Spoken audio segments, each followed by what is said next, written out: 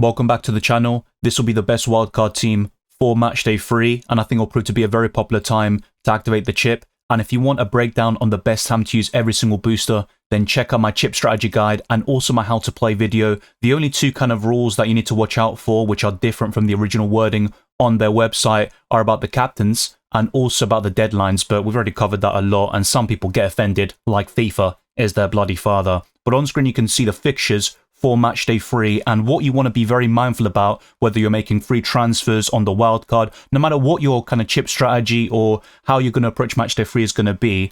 You want to have as many captaincy windows covered as possible, and this will be slightly different to Matchdays 1 and 2 because all the games from a particular group will take place at the same time. So for example, in Group A, with Atletico Madrid, Botafogo, Seattle Sounders and PSG, they will all play at 8 PM in the UK on Monday night, the 23rd of June. So you want to have an Atletico Madrid or PSG player as your captain, and then you can move him on to someone playing on Tuesday morning at 2 AM. So someone from Inter Miami, Palmeiras, Porto, or Al Ahly, and that's the way I'm going to kind of recommend, kind of shaping your team. You might not be able to cover every single window possible, and trust me, the wildcard squad I'm going to show you is going to be a little bit different. You're not going to have every single window absolutely ticked off. Then you've got Benfica, Bayern, Auckland City and Boca Juniors all playing at 8 PM on Tuesday night. So you would want to have a Bayern Munich player, or perhaps you will go all in on Boca Juniors against the worst team in Auckland City. Then you've got Chelsea, Esperance, Los Angeles and Flamengo. So you'd want to have that covered as well a little bit. And I think Chelsea or Flamengo would definitely be worth it, but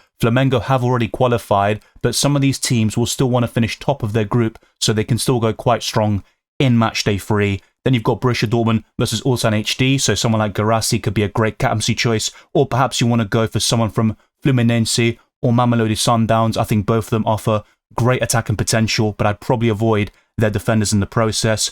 And this is probably the window which I would avoid the entire games on Thursday, because I know Man City have great Club World Cup fantasy options should they start, but they are facing Juventus, who beat them earlier this season, or technically last season, in the Champions League, and Inter Milan River Plate is going to be a very difficult game to call, and that could be very cagey indeed. And with Monterrey versus Urawa Red Diamonds, there could be some hidden gems in there from either team, but in terms of, someone you can really bank on with the captaincy, that might not be the case. And I think the 15-man squad I will show you will have more reliable options than those from Monterrey or Urawa Red Diamonds. And finally, you've got the Friday matches, so you'd want a Real Madrid player against Salzburg, or at least some Al Hilal assets against Pachuca. So that's all going to be covered in this wildcard video today. And check out my team selection video, because I've got the option of using 2 free transfers or activating the wildcard. So I'll be discussing a few different ideas in that particular podcast. And in the deadline stream tomorrow, I'll be answering all your questions, making sure you're well prepared, lock in your teams early just in case. But the deadline actually worked last time, so congratulations to FIFA. Massive round of applause in the building. Let's go. Hopefully this is the step in the right direction. But smash the like button of this video, subscribe if you're new, and also the notification bell so you never miss a single upload or live stream for Club World Cup Fantasy, FPL, and the Champions League. And check all the links in the description for my Patreon and the championships, further links to my videos, marks many of the perks, the Discord server, Club World Cup Fantasy League, and Spotify can also be found in the description. But without further ado, let's jump straight into it. As I covered in the How to Play Club World Cup Fantasy video, player prices are fixed in this game, so there will be no price changes in terms of rises or falls, but we do get a 5 million increase to our budget in the round of 16, so that's similar to UCL Fantasy, so that will be a 105 million budget after the Matchday 3 deadline, once you can start making transfers for Matchday 4. For the time being, our budget is 100 million, so it's essentially the same as when we started this game and when you start FPL or UCL Fantasy, and we're going to start off with the goalkeepers. It does feel like you can't go wrong with the highest scoring goalkeeper in the game, in Weatherton, who has kept back-to-back clean sheets, delivering a 10-pointer in Matchday 1, followed up by 9 points in Matchday 2. And he does face Inter Miami, who have the likes of Luis Suarez and Lionel Messi. They can always cause any team problems, but I think Palmeiras are the stronger outfit, and they'll still want to top the group and not really leave anything to chance. So I do think Palmeiras are a decent team, and they could go quite far in this tournament. South American clubs have done very well so far in this competition. And whilst the clean sheet chances might not be the highest on paper for Weatherton, he still made a mockery of those probabilities in match days 1 and 2 and delivered some very healthy returns. He's also a differential with less than 5% ownership, so if he does keep a clean sheet, as we saw in the first 2 match days, he'll give you 2 additional points for the scouting bonus, and the same goes for Matchday, but he's only got 2 points in this tournament so far, so only a point against Bayern Munich and the same against Benfica. But facing Auckland City, Boca Juniors know what they have to do, so win 7-0 basically, or depending on if Bayern Munich beat Benfica, maybe they only need to win 6-0. I say only very loosely, but I think a clean sheet is on the cards there for the Argentine side, and Matchday only costs 4.1 million. So I know Armani was my favourite budget goalkeeper for the first 2 match days. Now it would be Matchday to round off the group stages, and Boca need to win healthily to go through to the next round. So I think this goalkeeper combination is very solid. You've got 2 differentials who qualify for the scouting bonus with decent fixtures on paper, especially in the case of Matchday, and I think you will get a clean sheet from one of these options. Joao Cancelo has been covered on this channel for several years in UCL Fantasy and FPL, and it's good to see him return for the Club World Cup. And facing Pachuca, with 5% ownership, he currently qualifies for the scouting bonus, but I'll be honest with you, I think that ownership figure will go above 5%, so you're not going to get those 2 additional points by the time we reach that matchday 3 deadline. But if we somehow have him under 5%, I think is a great option in this defensive line, and I think Al Hilal have several good options like Bono in goal and Salem Al Dawsari in the midfield. So I think Joao Cancelo is definitely worth the investment, and you might even want to double up on Al Hilal for matchday 3. Next up though will be a Chelsea defender who is also a differential, and I think he's definitely worth the investment here in Levi Colwill. They lost 3-1 against Flamengo in matchday 2, and the red card to Nicholas Jackson played a big part. But against ES Tunis, I think Chelsea can keep a clean sheet, and if they do that, Colwill will give you 2 additional points, and that will be 9 overall, assuming he doesn't get booked, which is something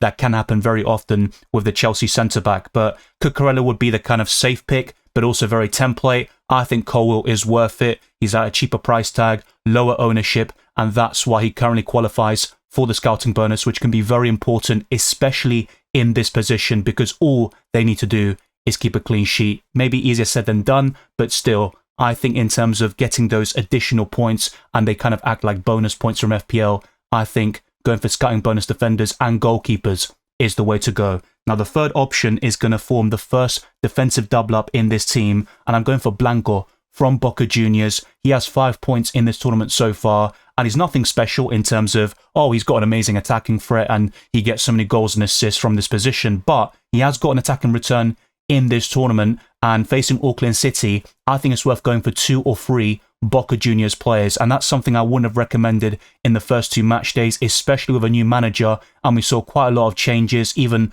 a difference in formation to a 4-2-3-1 now compared to the previous 4-3-1-2 formation. But Blanco is ever present. You also got Advincula on the other side, but he's more expensive, and you can save a little bit of money by going for Blanco, so that's why he makes it into this team. But honestly, I don't see a massive difference between all of them at this moment in time. But next up will be Marquinhos, and if you have the funds and you don't really care about scouting bonus, you can go for Hakimi or Nuno Mendes, but Marquinhos currently has 5% ownership, so he also qualifies for the scouting bonus, even though in the rules it says you have to have less than 5% ownership, but it has been tested before, and it looks like if you have 5%, you can still qualify for that point or particular set of points, so to speak. And the final defender is well below that 5% threshold in Fran Garcia to cover Real Madrid against Salzburg. They're not the most solid team defensively, and you've also got Trent, Howson and other options there like Asensio, but I think it's worth going for Garcia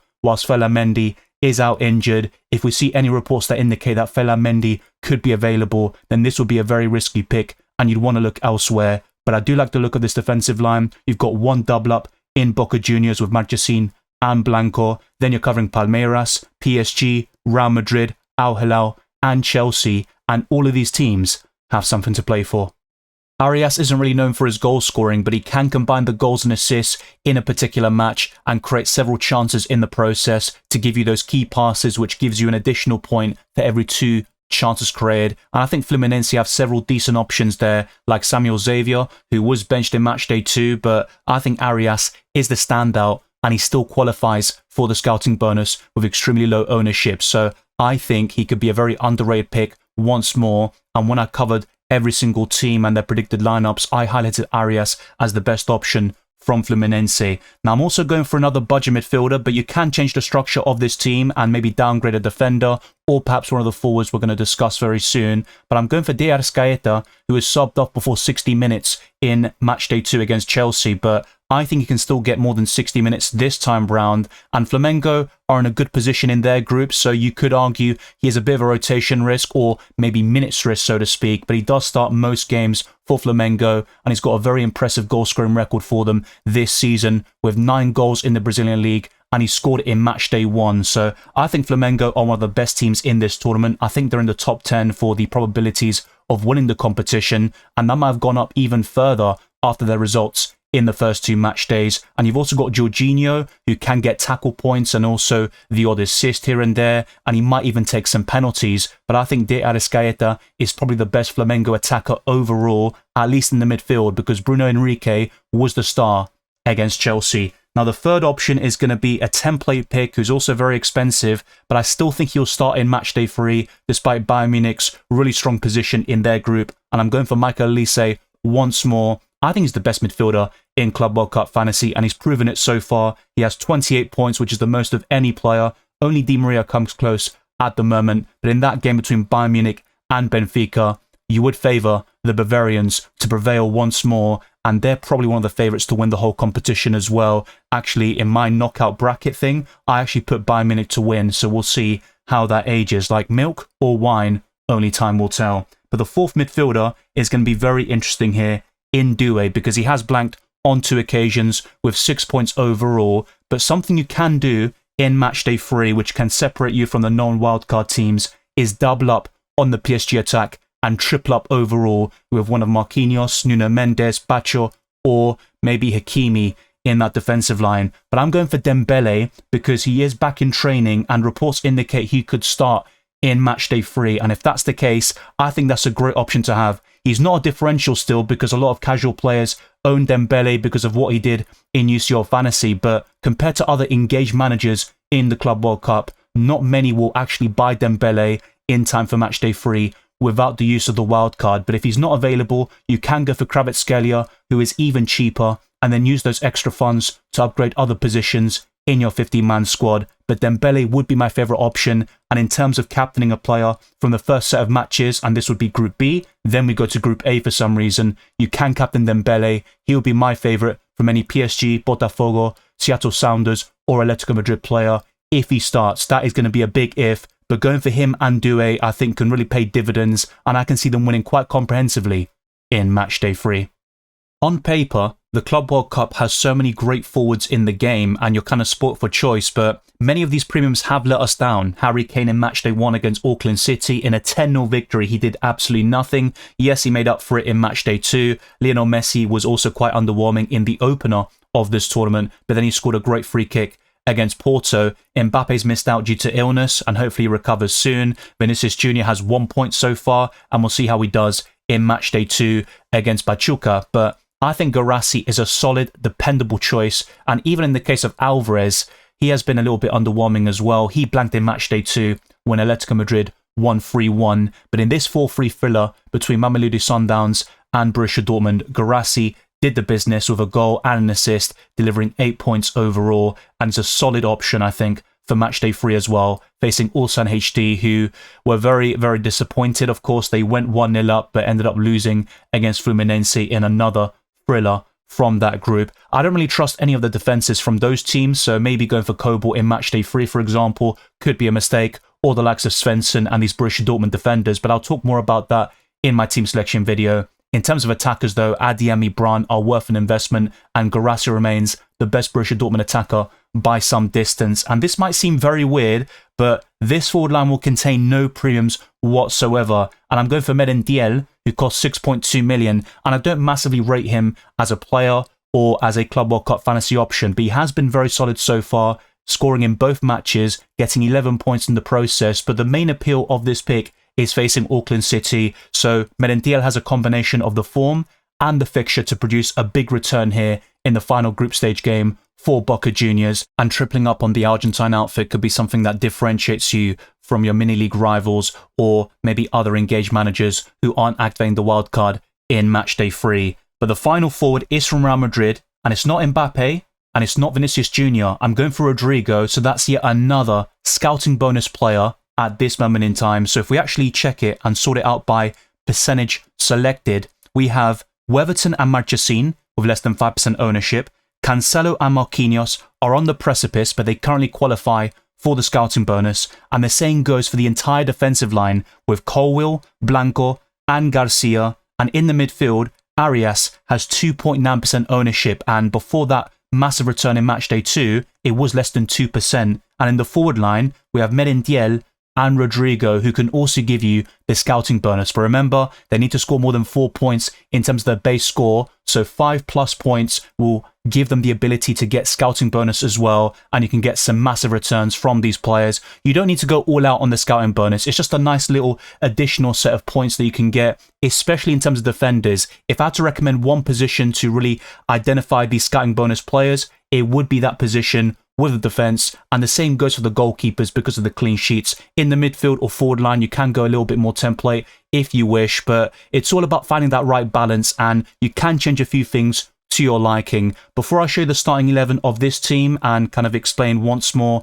how substitutions work and how you want to order your bench and stuff like that, let me discuss a few alternatives you could do. So for example, you might want another premium option in the midfield or forward line. So in this case, I'm going to sell De Arrascaeta and go for someone like Bellingham, who is massively out of form. In fact, Joe Bellingham scored for Borussia Dortmund in his first start, so you might want to go for him instead of Jude Bellingham. But if you are really bullish on Real Madrid in Matchday 3, you can do something like this and then sell Rodrigo and go to Delap as your Chelsea attacker, for example. He costs 6 million and you would have 0.5 left over. So there are a few things you can change here or there, and as a result, you can maybe change Weverton and go to Coble. But remember, by doing so, you would have no captaincy option for the Group A games at 2 a.m. in the morning on the 24th of June, I believe. So be very mindful about that. But I think Coble has a decent chance of a clean sheet, despite Borussia Dortmund's recent defensive frailties in this tournament. They ended the Bundesliga campaign very strongly, keeping 2 clean sheets out of the last 3 matches and winning 5 consecutive games.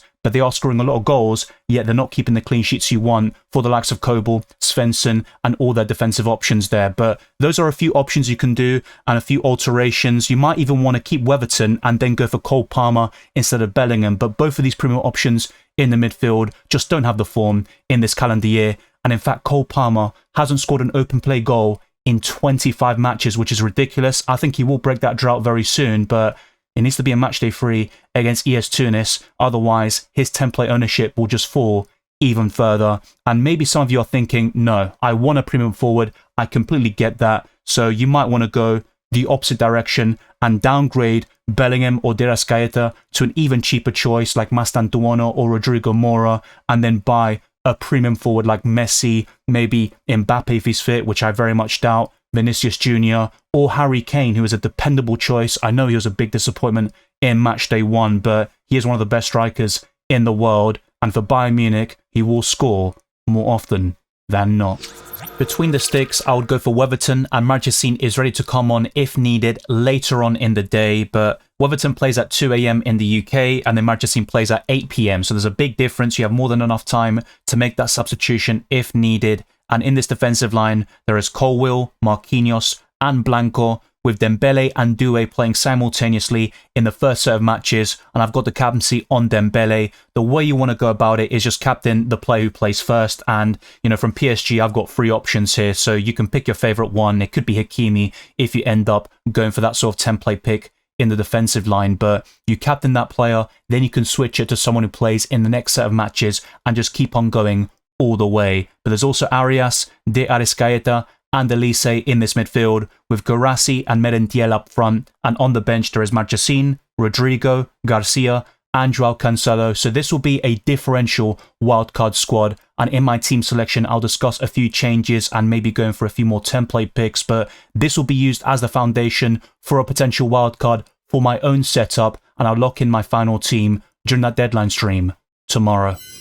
If you have made it this far, then I do appreciate the support. If you're watching every single Club World Cup Fantasy, FPL, and use your fantasy video on live stream, the same goes for my World Cup and Euros content over the years. And there's going to be even more headed your way, a team selection podcast for Matchday 3, where I'll discuss the wildcard even further, and that deadline stream tomorrow, where I'll answer hundreds of your questions and make sure you're well prepared and entertained ahead of the next deadline. Thank you very much for watching this video and listening to this podcast. If you enjoyed it or found it insightful, then like this video, subscribe to the channel, and also the notification bell so you never miss a single upload or live stream for Club World Cup Fantasy, FPL, and the Champions League. Follow me on X, Instagram, and Blue Sky, DylanRCM, and check all the links in the description for my Patreon and the championships, for links to my videos, amongst many other perks. The Discord server, Club World Cup Fantasy League, and Spotify can also be found in the description. I'll see you tomorrow for that deadline stream, and keep your eyes peeled for even more content.